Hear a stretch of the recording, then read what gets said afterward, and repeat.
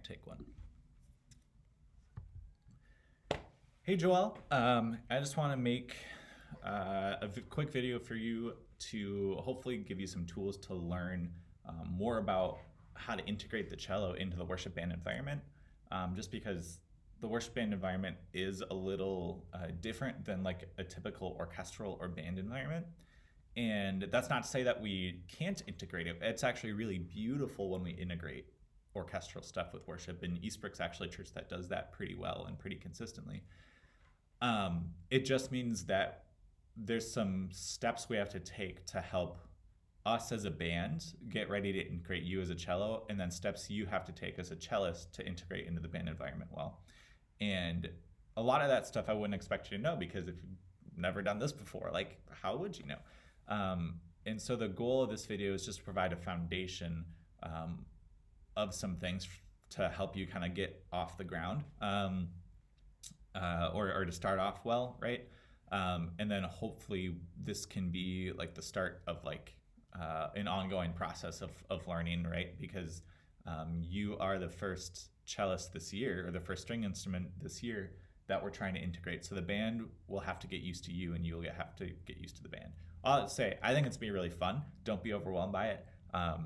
I just want to, I hope that this video can provide some tools to help with that, is all I want to say with that. So don't be overwhelmed. You're going to do great. And I'm genuinely really excited that you are a part of this. I think it's going to be really fun.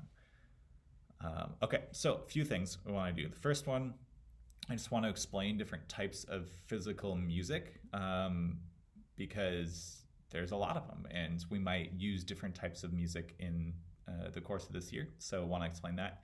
I want to explain a little bit more about chord charts, right? That's what we used on Sunday. It's a little disorienting if you're just used to typical orchestral music. So I'll talk about that. And then just some practice tips to help get off the ground with this. And yeah, hopefully that'll be it. And then if you watch all this and you try it and you're still like, still have more questions, please let me know. I'll give you my number as well in my email in case you want to reach out. And please don't feel like you have to learn all this in one sitting, right? Music is a beautiful thing, but it also is like a long learning process of things, and there's no rush.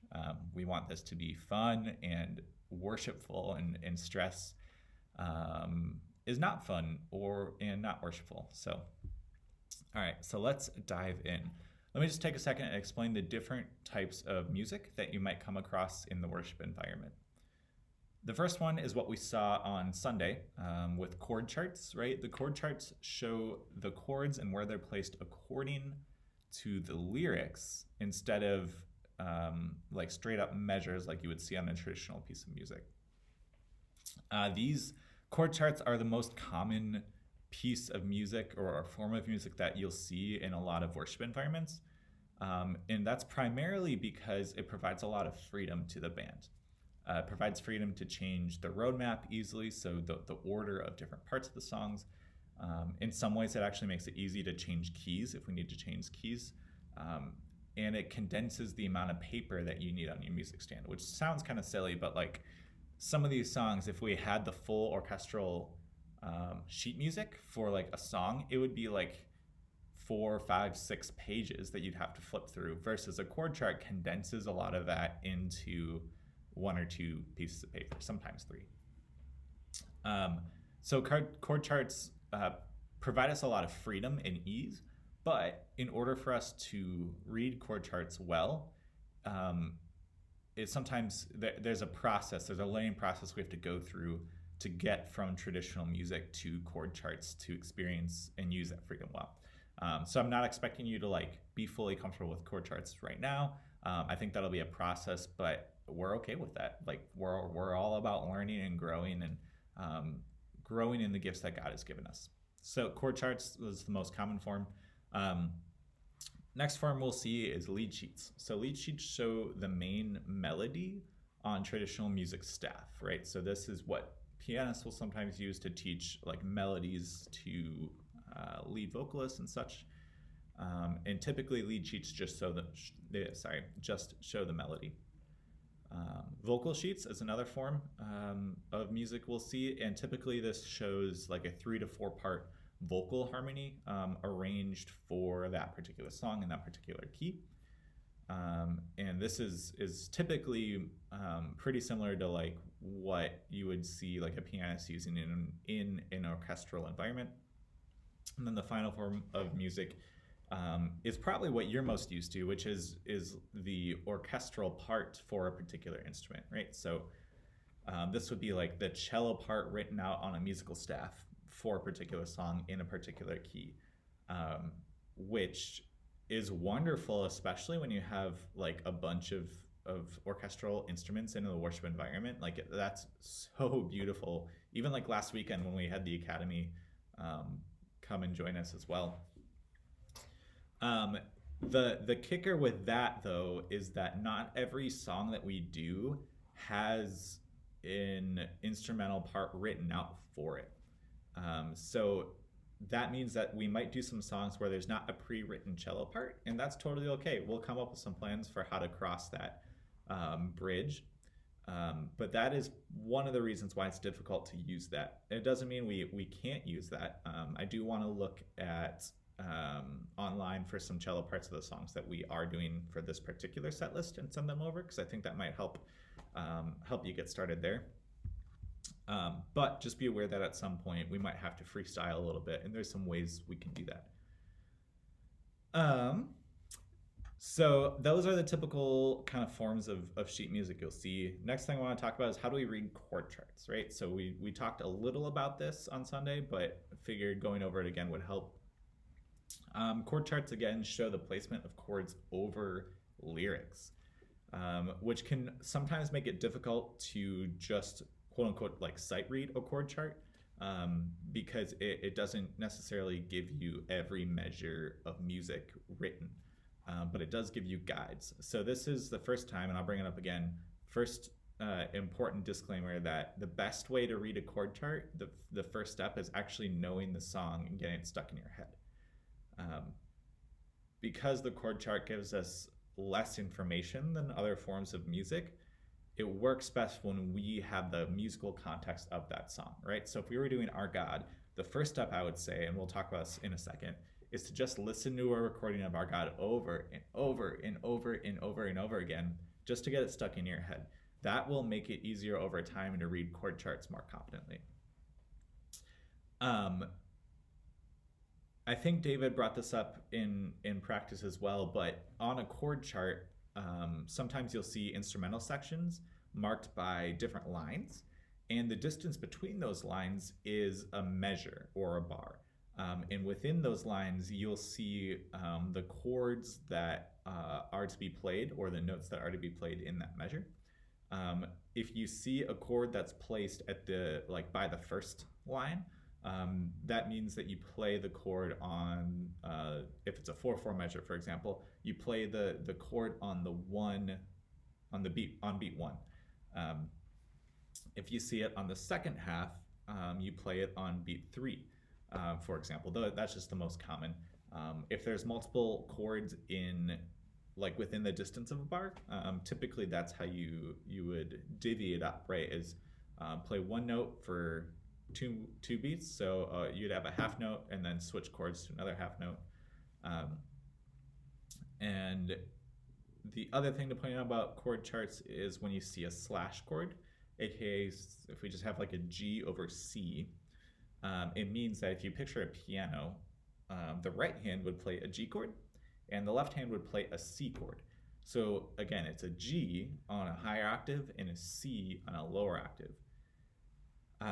And so that's really all the components of a chord chart, because it'll replicate all those things for each section of the song. So it'll show all of verse 1, it'll show all of the pre-chorus, all of the chorus, all of the bridge, but it won't tell us what necessarily order to play that in, because that's what we have to create as the band. So that's just a quick overview of the chord charts. I'm sure there's more videos online about it. But here's the key part. How do we translate chord charts to the cello, right? In order to talk about that, I want to talk about the role of cello in worship music. And there's a couple different ways that a cello can operate in worship music. One is we can use it to highlight the melody, right? So this would be a situation where there's a long instrumental and we wanted you to play the melody of that song, maybe the melody of the chorus, for example, during an instrumental break. That would be awesome. I actually would love to do that this year, and we'll talk about that later. The second way we can use cellos in worship is to highlight the harmony. So this would be playing, probably harmonic parts are written out more, so I'm going to look to see if we can find those for you. But that comes in really helpful if you know like your major and your minor scales. If you want to venture into like your major and minor pentatonic scales as well, we can talk about that later. And then the final way that cellos can operate in the worship environment typically is by highlighting the root or the bass note. The root or the bass note of a chord is the chord usually that, or the note that the chord is named after. So if the chord sheet says E, the root note of an E is E. What octave you play that on is actually up to you, but typically a cello would then just play that root note of that chord for however long that chord lasts. Again, if it's a slash chord, like a G over C, cellos can often play the bass part, which is this C, right? Whatever is on bottom of the slash is then what you could play, and that adds some harmony to the whole band context. Sounds really good. So the nice thing about worship music or modern worship music is that a lot of the chord progressions are repeated, right? So you'll start to see patterns in notes that you play. So like in Our God, I don't remember off the top of my head, but I think like one of the progressions in there is like A, E, C sharp minor, B, or something like that. And you'll notice when you practice Our God, you'll play the progression A, E, C sharp, B, A, E, C sharp, B, A, E, C sharp, B over and over and over again. And the cool thing is that as you practice that, your fingers will produce muscle memory. So after a while, you don't actually have to think about what I'm playing next. Your fingers just kind of go with it. So that's the nice thing about modern worship music, is that while this is a lot to adjust to, you'll find yourself playing the same patterns over and over and over again, which helps. So let's get really practical. How can you start practicing in effective ways for this? First, like I said before, is just to listen to these songs over and over and over and over and over again, just so that you are more familiar with it.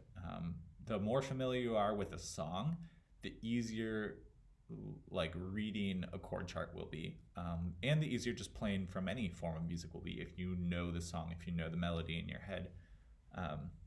So that's my disclaimer. But if we get practical, right? Choose a song. First thing is just to focus on switching positions between the root notes or the lowest notes in all the section, right? So just pick like verse 1 of a song and just practice before you start, like using a metronome or a recording or anything. Just start practicing like switching positions between the root notes. So again, if you look at like Our God, pick verse 1 and just practice switching between the positions of all of those root notes. So like A, E, C sharp, B.